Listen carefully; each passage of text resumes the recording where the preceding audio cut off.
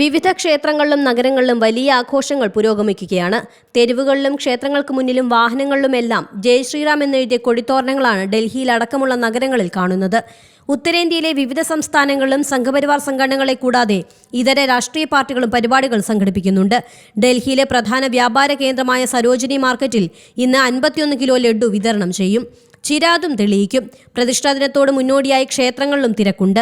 Bhopal, Jaipur, Noida, indoor, Kolkata ഉൾപ്പെടെ നഗരങ്ങളിലും വിപുലമായ ആഘോഷ പരിപാടികളാണ് നടക്കുന്നത്.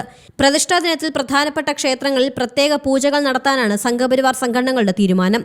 വിവിധ സംസ്ഥാനങ്ങളിൽ സമ്പൂർണ്ണമോ നിയന്ത്രിതമോ ആയ അവധിയും പ്രഖ്യാപിച്ചിട്ടുണ്ട്.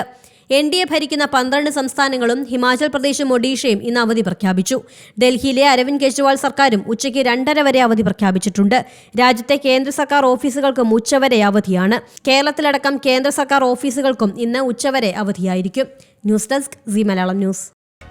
പുതിയ വാർത്തകളും വിശേഷങ്ങളും ഇനി വിരൽ തുമ്പിൽ. എല്ലാ ഡിജിറ്റൽ പ്ലാറ്റ്ഫോമുകളിലും ഇപ്പോൾ സി മലയാളം ന്യൂസ് ലഭ്യം.